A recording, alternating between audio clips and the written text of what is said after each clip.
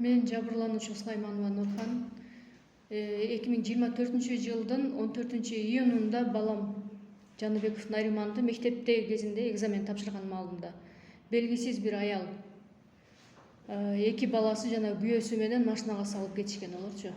Мага саат 14 чамасында 14дон өтүп кабар келди. Мага баламдын сүрөтү келди, немеде мектептин ичинде турган. Анан сен акчаны алып кел деп менден 80 000 сом талап кылды. Аты жөнүн тааныштырбады, кандайсың деп туруп эле балам сүрөтү келди. Андан кийин мага сен жолдошуң менден 80 000 сом карыз деп ошондой деди. Себеп мен жолдошум жок, жолдошум 2016-жылы каза болуп калганда мен бул 3 балам бар. Үчөөнү мен жалгыз тарбиялап келем. Анан мен ошону менен эмне кылышты билбей аяка чалдым, тааныштарга чалдым. Эч ким неме кылбады, ал аялга чалып адресиңди айт, мен барайын азыр. Кайсыл жердесиң десем, сен акчаны онлайн котор, анан кийин балаңды аласың деди. Ошентип ортодо бир 2 саат убакыт өттү. Баягы адресин айтпай. Кийин мен кыжалат болуп үйдө отура албай көчөгө чыктым, мектебине бардым, айланасынан таппадым. Агайына байланышка чыксам экзамен тапшырып кетти балаңыз дешти. Андан кийин эле кайра дагы звонок кылдым. Звонок кылсам акчаны котор дедим, мен сага анан кийин берем деди. Айлам кетип, анан мен милицияларга кайрылдым да 102-ге. 102-ге кайрылып мен кабар бердим. Андан кабар бергенден оперлер, милиция кызматкерлери мага байланышка чыгышты. Ошентип атып аял эч адресин айтпай атты биринчи. Кийин анан оперлер айтты, кичине неме кылып туруңуз, азыр балким айтып калар, адресин айтып калар, туруп туруңуз деди. Мен кайра чала бердим, анан адресин айттым, мына адреске келесиң депчи. Мен анан ошол адреске бардык, саат 4:30-5 чамасында бала колубузга тийди да. Балам шоковый состояниеде, коркуп калган каттуучу. Баламдан сурасам, балам айтат, апа дейт, мени даже дааратканага түшүрбөдү дейт. Ошол жерде говдуга алып барышты биздичи. Говдуга барганда бул суранат, апа дааратканага барсам болобу депчи, бала титиреп калган. Азыр эми мен ошол күндөн баштап мен азыр эч жерден акыйкатты таппай атам да. Аяка чуркайм, бияка чуркайм. Ошол күнү оперлер ошол жерде кармашты, жанагы Фарида деген алтын саткан эже экен. Мен өмүрү көргөн эмесмин. Мен ошол жерде атын уктум, өзү айтты, оперлер, ошо тергөөчүлөр, кызматкерлери, сотрудниктер сураганда ошондо Фарида деп атын айтты. Мен ага чейин эч кандай ал аялды көргөн эмесмин, алтын базарга өмүрү барган эмесмин менчи. Даже алтын эмес, бужутерия тагынбайм мен. Ушу балдарым ушулар эсен аман чоңойсо ушуларды жакшы тарбияласам деп мен өзүм квартира жүрөм, үй жайым жокчу. Анан ошол күндөн баштап мен эч жактан эч неме таппай атам да азырчы. Акыры ушу сиздерге кайрылышка туура келди. Аларга биринчи күнү кармаган күнү оперлер дагы, тергөөчүлөр дагы жашы жете элек бала экен, балаңыз 14 жашта экен, биз карап беребиз, буларды колго алабыз, камайбыз деп атышкан. Кийин эле бир аздан кийин прокурор чакырып деп прокуратурага кетишти олар. Андан келгенден кийин эле дагы неме жок. Же оперлери жок, же жанагы тергөөчүлөр жок да. Бул жетим жесирлерди коргой турган адам бар экен өзү. Мен азыр ушу чоң жактарга, ушу президентибиз Садыр Жапаровго, УКМКнын башчысы Ташиевке, Камчыбек Ташиевке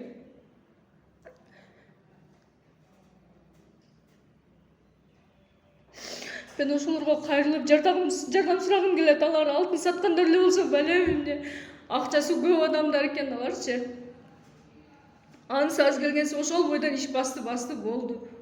Эми азыр кече мен жумушума барып дагы мен жеке жашоомо, жеке тарабыма мен өтө жаман оор сөздөрдү айтып, иштеген жериме дагы барышыпчы алар.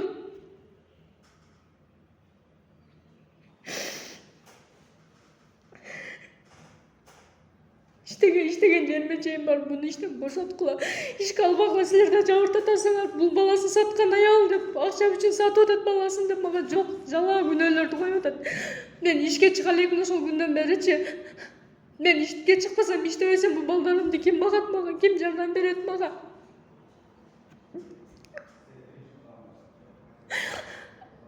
İşte жериңиз ким бар атат?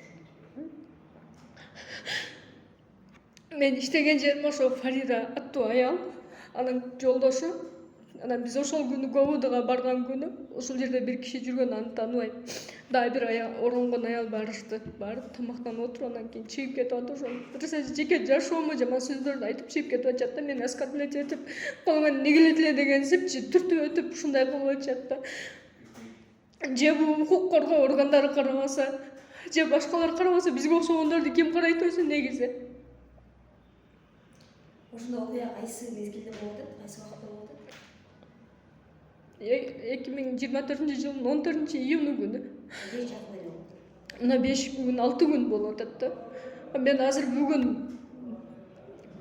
мен кечеги после обед зам немеге кирдим, ким эле? Прокурорго. Азыр фамилиясын унутуп атам.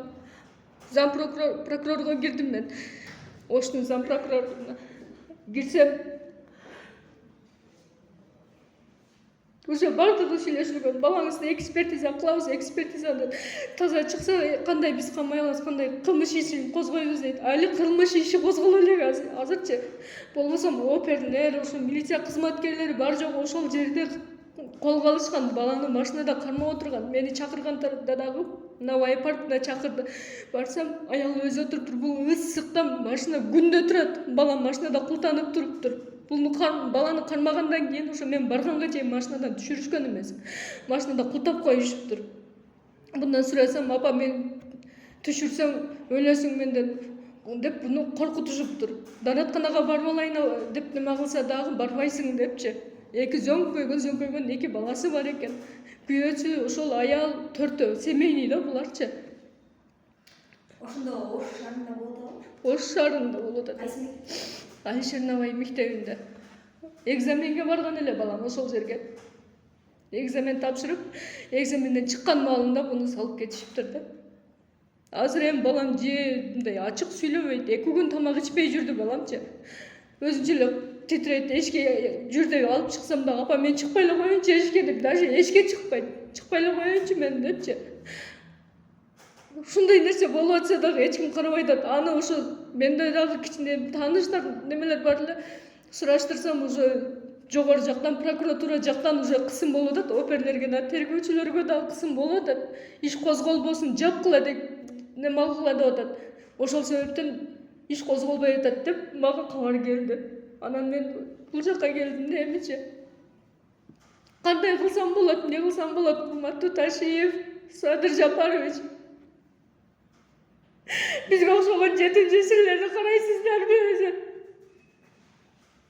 Ошол аялдан буга чейин дагы сизге чалуу болгонбу? Ошо акча боюнча негизи? Жок, мен тааныбайм. Кайсыдыр бир тууганым карыз эмиш ондончу. Чынбы, жалганбы билбейм мен дагычы. Мен өзү бирөөдөн карыз алып мындай неме алган адам эмесмин өзү. Кандайдыр бир кимден карыз билбейм.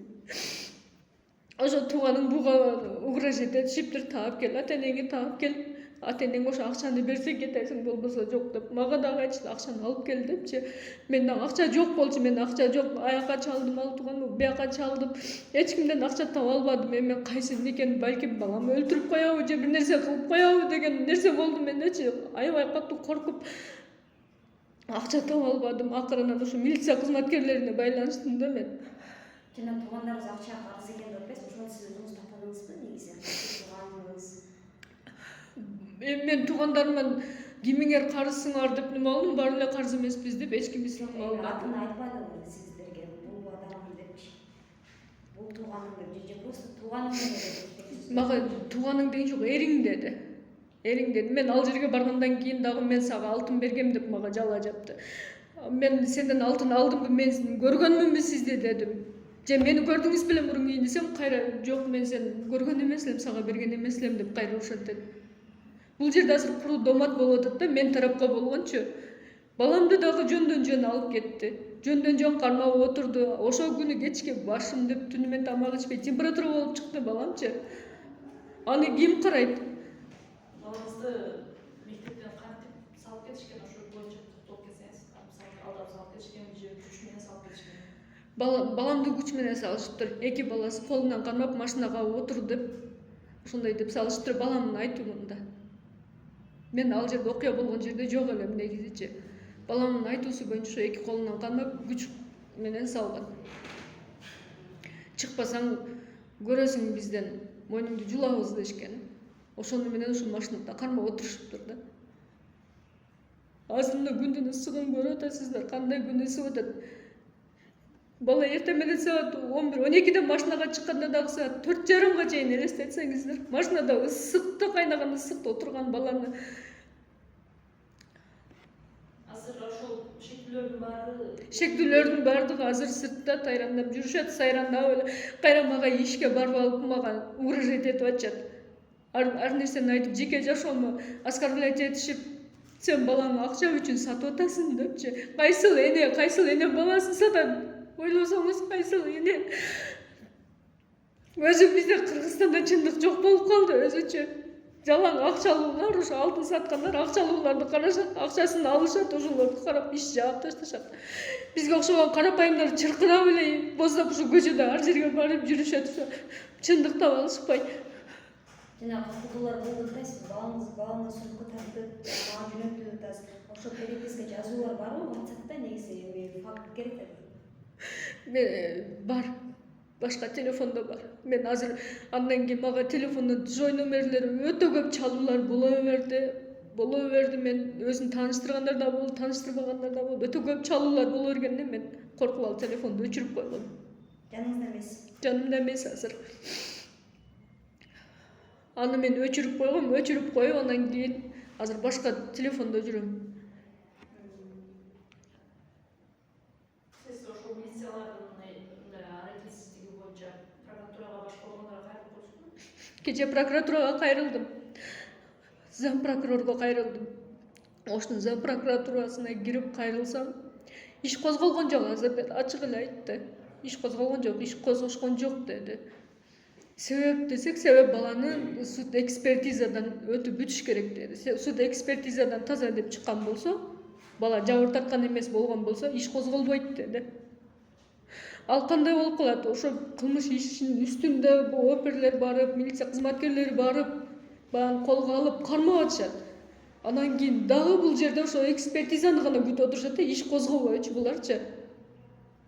Иш козгобой атышат, эч кандай чара көрүлгөн жок, бар жогу дым-дым, эч кимдин иши жок.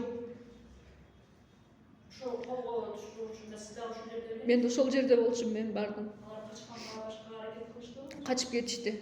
Бир баласын качырып берди, экинчи кичинерээк баласын качырды. Андан берки чоң баласы да качканга аракет кылды, аны сотрудниктер камап калды. Беркинсин кууп базар аралап качып кетти. Жетпей калышты аркасына сотрудниктер, жетпей калдык деп келишти.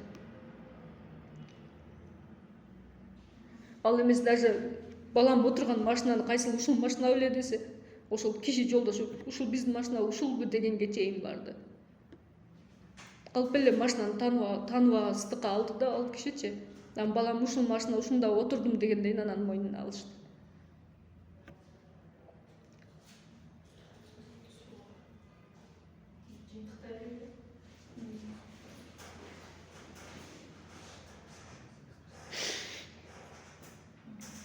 Балаңызга психологический экспертизалар дайындалды? Жок, психологический экспертизага дайындалган жок азыр. Жөн эле экспертиза деди, биз городской немеде экспертиза бар экен, ошол жерге барып, ошол жерден өттүк, психологический экспертиза дайындалган жок. Бирок ошо экспертиза дайындалгандан кийин анан көрөбүз дейт. Иш козголобу, анан ошондон арынан кийин жыйынтык болсо болот дейт, болбосо жок дейт. Булар кандай экспертизанын жыйынтыгы болуптур? Билбейм, бага да караңгы кандай экспертиза. Бала мындай жабыр тартпаган болсо иш козголбойт экен. Бала чындап жабыр тарткан болсо анан иш козголот экен. А бул жерде булар ошо иштин үстүндө кармап отурган бүт доказательства, өздөрүндө да видеолор бар, оперлерде дагы бар жогунда бар видео тартышкан ошол күнүчү. Ошондо дагы бүт доказательства менен арыздын негизинде булар иш козголбой атышат да. Ошол окуя болгон күнү балаңызды канча саатка чейин кармап отуруш? Кечки саат 4:30 бизге колубузга тийди, где-то бир 7-8 сааттай кармап турушканда булар. 7-8 саат аралыгында ошо машинадан түшүрбөй, машинада кармашкан булар. Башка эч жака мындай зданияга алып кирип, же мындай неме болгон эмес. Машинадан түшүрбөй, ысык айнектерин неме алып коюп, эшигин култап коюп баланы түшүрбөй отурушкан. Жанагы баласы жанында отурган. түшпөйсүң эч жака, түшсөң көрөсүң деп машинага түшүп чыгып ошондой болгон. Биз барган мезгилде баласы дагы булар немеде болчу, парктын ичинде болчу. Мен барганда көрдүм да булардычы, себеп мен тааныбадым, звонок кылып бардым. Барсам эже менмин деди. Айланасында нарыкта турган адамдар эле кимдер бар байкаштырып бардым мен дагычы. Баланын өзүн машинага култап коюптур ошондочу. Бала өзү машинада отурганын көрүп, баланы алып келгиле деди. Карап эки жакты мен издесем, бала жок, карасам машинадан түшүп. Берки кичинекей баласы барып алып келди да баланычы. Ошондон көрдүм мен бала машинада отурганын. Мен бул иште ушунда кайсы милиция бөлүмү каратат, ошондойчу.